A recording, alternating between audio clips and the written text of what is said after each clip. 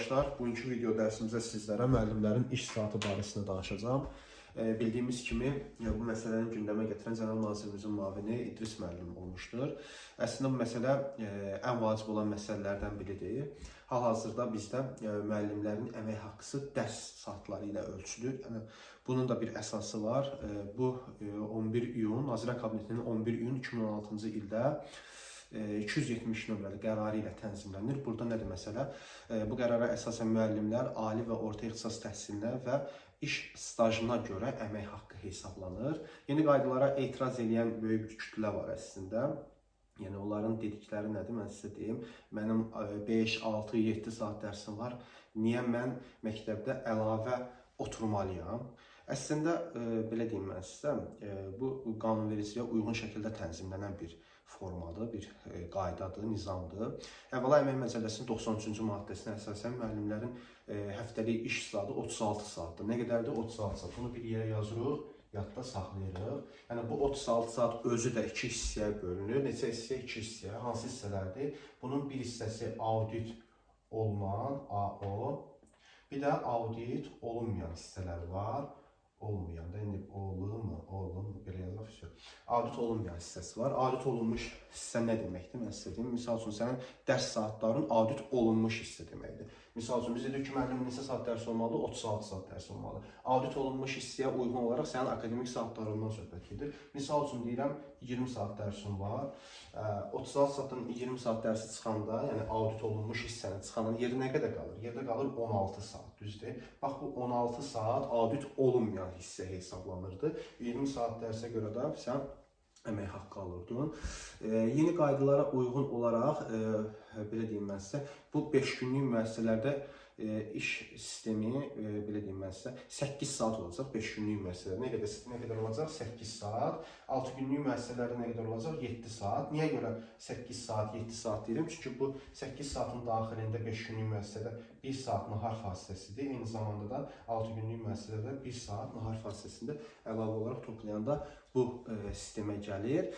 Misal üçün bir şey də mən sizə deyim. Bütün müəllimlər bu qaydaya əsasən 7 saat, 6 saat, 8 saat, 7 saat, yəni bu qaydada qalmalıdırlarmı? Əlbəttə ki, yox. Burada məsələ ondan ibarətdir ki, ştat məsələsi ortaya çıxır. Çünki müəllimliyi əvvəllər peşə kimi biz qiymətləndirirdiksə, peşə kimi baxırdıqsa, artıq müəllim vəzifəsi ştat vəzifəsinə çevrilir. Yəni biz bilirik ki, 59 nömrəli qərara əsasən ştat vahidləri var məktəbdə, amma o siyahıda müəllimin adı yoxdur, düzdürmü?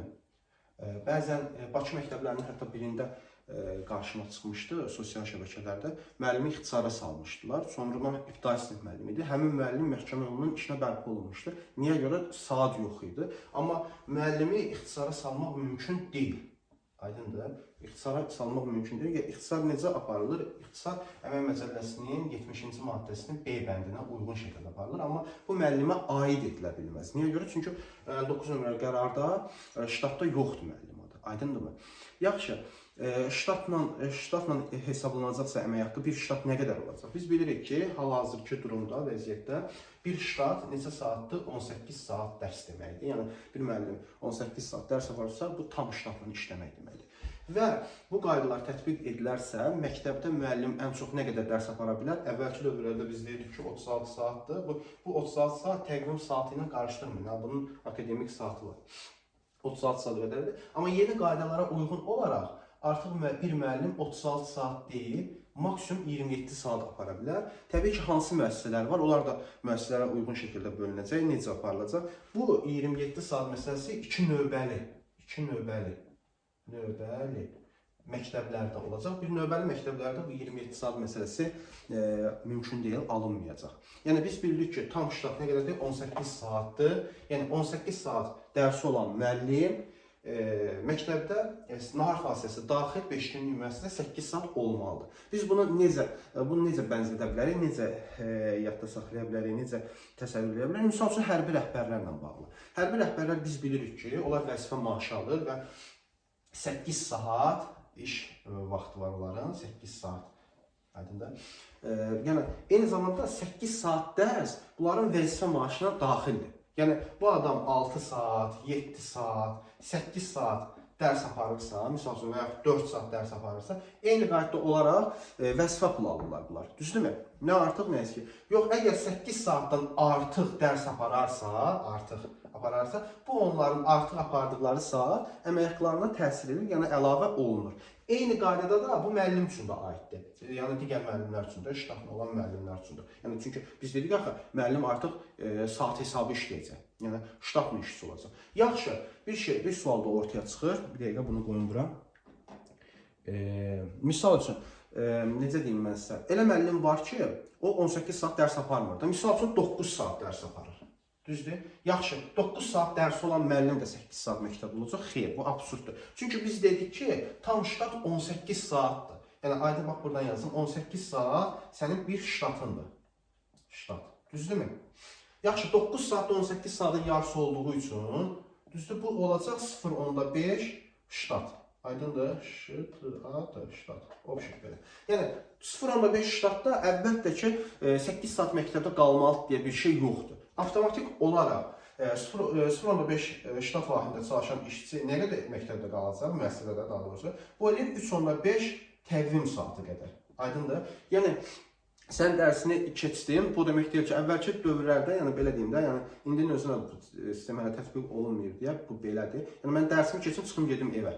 Yəni, bu anlayışla işləyir də müəllim. Amma biz müəllimin əmək funksiyasına baxsaq, bu tamamilə fərqli bir şeydir. Yəni, müəllim əslində zəif oxuyan şagirdlə, istedadlı şagirdlərlə, eyni zamanda müəllimin sabahki dərsə hazırlığı, təkmilləşmə, metodiki işdir və digər məsələlər də əmək funksiyasına daxildir müəllimin. Aydındır? Yəni, sən yerdə, misal üçün, sənin bu günləri 2 saat dərsi olur, 2 saat dərsi, yəni akademik saatdan söhbət gedir.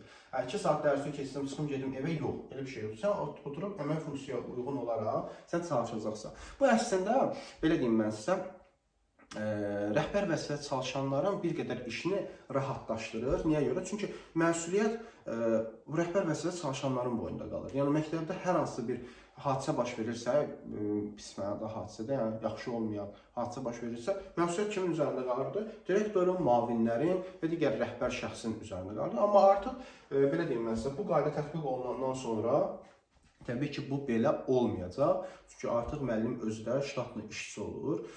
Bir sual da ən çox sual verirlər. Mən Facebookda baxmışam, inboxuma gələn mesajdır. Mənim 5 saat dərsim var və yaxud biri yazmışdı 7 saat dərsim var. Necə olacaq? Bir mənalı olaraq ara saatları olmayacaq. Ara saat nədir? 7 saatdır, 8 saatdır. Bunlar olmayacaq.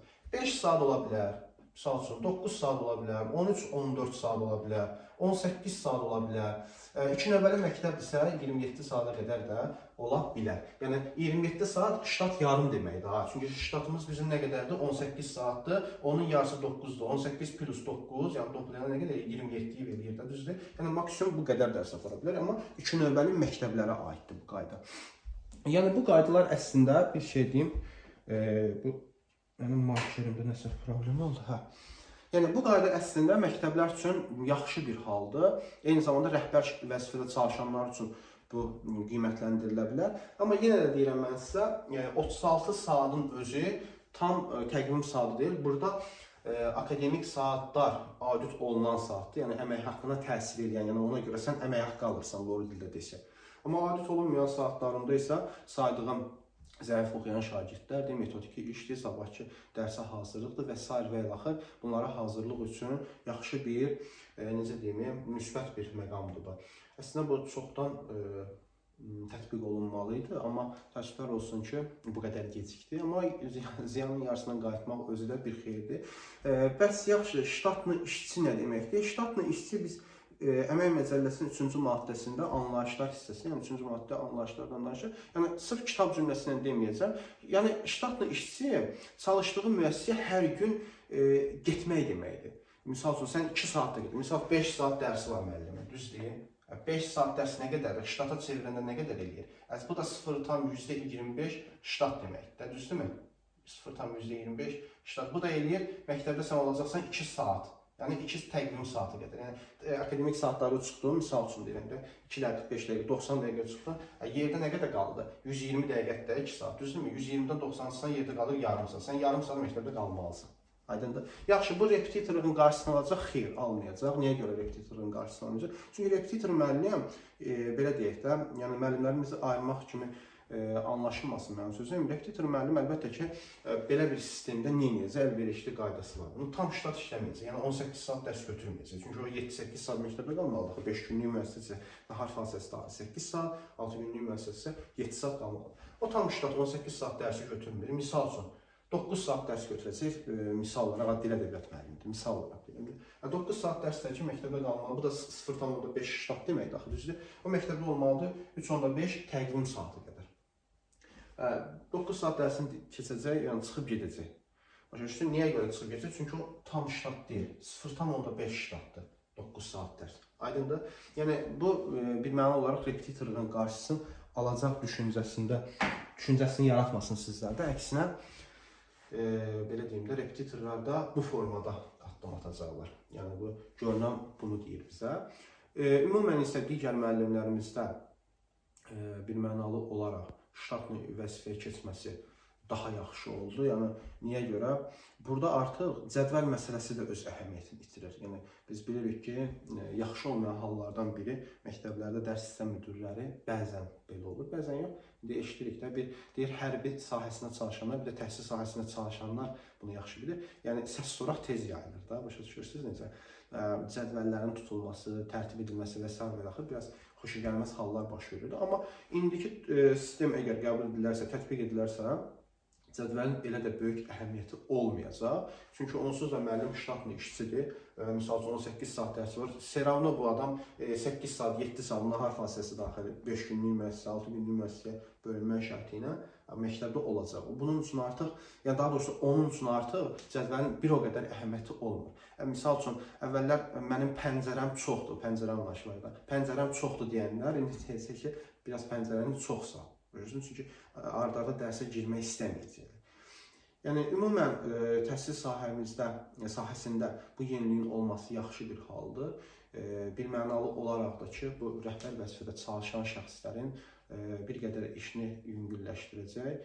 Yenə deyirəm, bütün məsuliyyət direktorun müavinlərinin, rəhbər şəxslərin üzərində qalırdısa, yəni ştatlı işlərdə çalışan, vəzifələrdə çalışan şəxslərin üzərində qalırdısa, artıq bir balaca da müəllim məsuliyyəti də artacaq. Müəllimin özünün də məsuliyyəti məktəbdə artacaq.